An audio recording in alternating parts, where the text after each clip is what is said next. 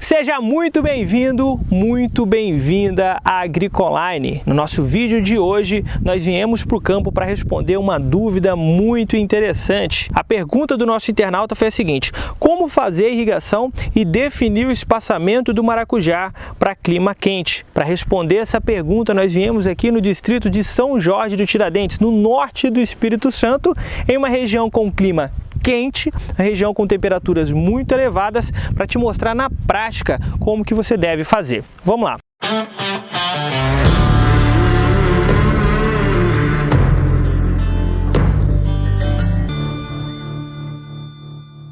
Para a gente começar então a responder essa dúvida do nosso internauta, do nosso colega que nos acompanha, a primeira coisa é a seguinte: apesar das literaturas trazerem para a gente que o maracujá é uma cultura que precisa aí de temperaturas entre 22, 23, 24 graus Celsius, hoje nós já temos variedades como essas que você está vendo aqui, que depois eu vou mostrar para você, variedades em que a gente consegue trabalhar com elas em temperaturas de até 35 graus Celsius, como é o caso dessa região que nós viemos aqui mostrar para você. No geral, a gente consegue até ter uma amplitude um pouco maior, de ter de 18 até 35 graus Celsius. Isso aqui é uma média de temperatura. Então veja que a temperatura ela não é aí um grande entrave para a cultura do maracujá. Os seus tratos culturais e a cultivar que você está utilizando é que vai definir isso aqui na prática. Mas para a gente começar então, vamos iniciar falando sobre o espaçamento. Vamos lá!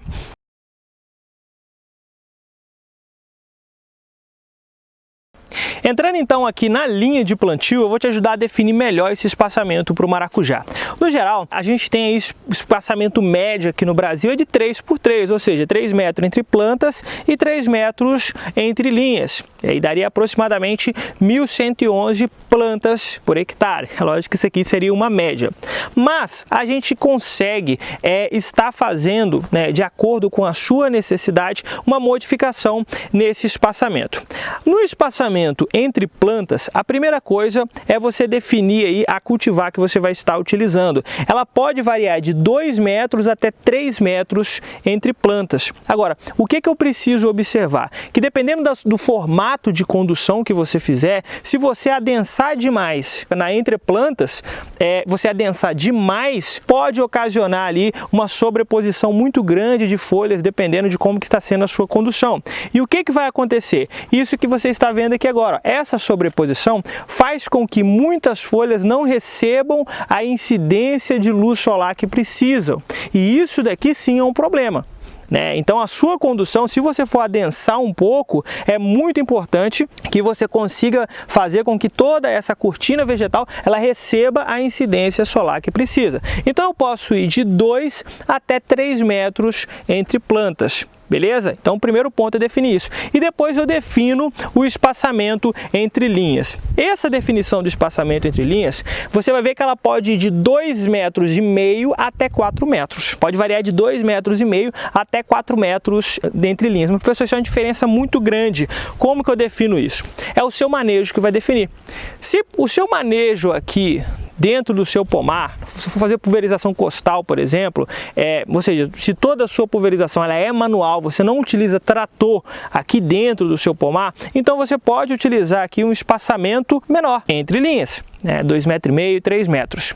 Agora, se você vai utilizar algum implemento acoplado ao trator, nesse caso o ideal é que você utilize espaçamentos mais amplos, até 4 metros aí entre linhas. Pode ser feito sem problema nenhum. Aqui nós estamos vendo aqui um de 2,5 metros por 3 metros. Esse é o espaçamento que o produtor aqui está utilizando em uma temperatura quente. Agora, aqui é uma área até um pouco maior. Normalmente os produtores de maracujá, que relacionado principalmente à agricultura familiar, não atinge áreas muito grandes, principalmente por conta da mão de obra. A cultura do maracujá ela é altamente exigente em mão de obra. A gente precisa aí de uma média de 2 trabalhadores para cada hectare. Então a média aqui no Brasil, os produtores atingem 4, 5, 6 hectares de produção. Aqui nessa região, nessa área que nós estamos, nessa propriedade, é de 10 hectares, mas a média fica entre 4, 5 e 6 hectares aí de produção. Definido então o espaçamento, eu vou responder agora a sua segunda pergunta, que é quanto à irrigação.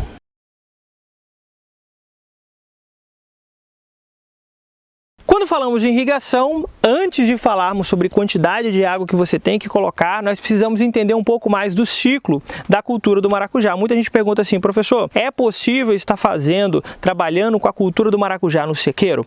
Olha só, a cultura do maracujá, ela tem uma necessidade de aproximadamente 2.500 a 2.700 milímetros por ano. Essa é a necessidade. Então, a não ser que você tenha uma área, na sua região, você tem ali aproximadamente 1.500 a 1.600 milímetros no mínimo de água bem distribuído durante o ano, é quase que impossível você produzir maracujá com qualidade em escala sem irrigação. Então a necessidade hídrica do maracujá é de aproximadamente 2.700 milímetros. Agora, você não vai pegar 2.700 milímetros e dividir aí pelo ciclo total, levando em consideração o primeiro ano, segundo ano, terceiro ano. Não.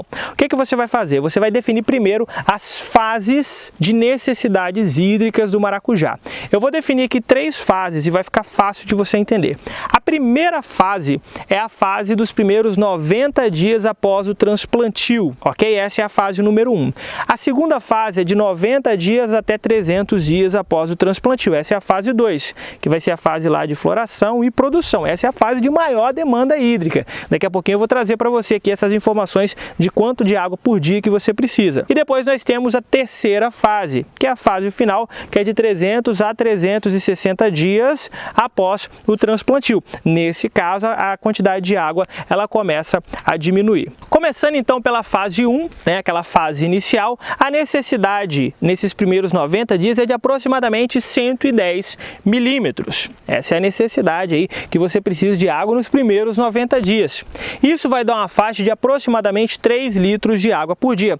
Se a gente vê aqui, ó, onde está ocasionando esse bulbo molhado, aqui já não está mais a cultura, que ela foi feita o arranquio, mas dá para a gente ver o bulbo molhado. Aqui nós já fizemos a irrigação hoje, É lógico que essa cultura não está na fase inicial, mas só para que você entenda, através do gotejamento a gente vai estar disponibilizando aproximadamente 3 litros por dia. Então isso você tem que, através dos cálculos de irrigação, através do seu manejo de irrigação, você tem que estar descontando ali o que já tinha de umidade, a quantidade de água disponível nessa semana. No nosso caso aqui já está numa época um pouco que seca, já não chove aí alguns dias, então nós estamos cedendo a quantidade total. Então se eu estivesse na fase inicial, ou seja, nos primeiros 90 dias, eu estaria cedendo aproximadamente 3 litros de água por dia. E depois, então, nós vamos para a fase 2 e a fase 3. Na fase 2, que é essa fase que vocês estão vendo aqui agora, é a fase de maior demanda hídrica. Nessa fase, a cultura ela vai precisar de 90 até 300 dias após o transplantio, ela vai precisar aí de aproximadamente 2.200 milímetros distribuídos durante toda essa fase, que vai da floração até a produção, certo? Então aqui ela vai precisar de uma grande quantidade de água. Se a gente fizer um cálculo aqui de quantidade de água por dia, nós precisaríamos estar cedendo aproximadamente 23 a 24 litros de água por dia, se eu quiser atingir aí altas produtividades. Então essa é a segunda fase, a fase de uma demanda um pouco maior. E aí depois então nós vamos para a terceira fase.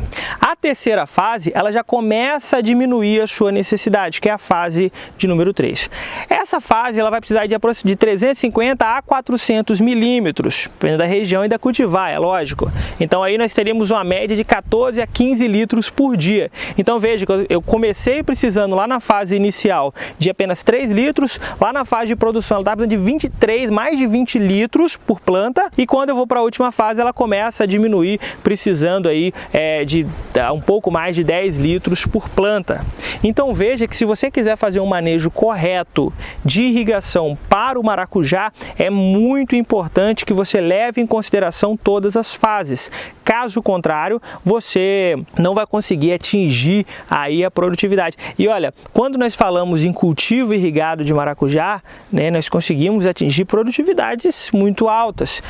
Nós temos trabalhos aí, temos produção em campo que no primeiro ano produzindo 50 toneladas por hectare, no segundo ano 30 toneladas por hectare. Então são produtividades altas comparada com a média nacional. Então quando fazemos a irrigação de forma correta, aí sim a gente consegue de forma muito clara está escalando e tendo frutos de qualidade.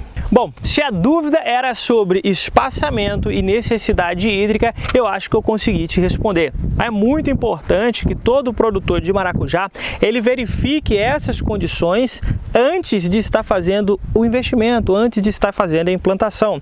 E é lógico que não é só temperatura, não é só água, não é só espaçamento. Tem várias condições que podem ser prejudiciais, como geada, por exemplo. A geada ela é muito prejudicial, ela pode ocasionar ali as queimas das folhas e reduzir a área fotossintética, né? O encharcamento do solo, enfim, tudo isso são prejuízos que podem fazer com que o produtor ele tenha perdas muito grandes. Se a gente levar em consideração que é uma cultura que ela é trabalhada em áreas menores, nós precisamos ter o máximo aí de aproveitamento. Eu espero que você tenha gostado desse vídeo e faz o seguinte, se você tem interesse que a gente responda alguma dúvida em campo, é lógico que não dá para responder todo mundo, mas nós vamos selecionando algumas, coloca aqui embaixo desse vídeo, coloca lá seu comentário, eu queria saber a dúvida sobre tal coisa, que aquilo que for disponível de acordo aí com com a nossa agenda, com as nossas visitas técnicas e for possível estarmos ali em campo respondendo para você, nós vamos fazer, então coloca aqui embaixo.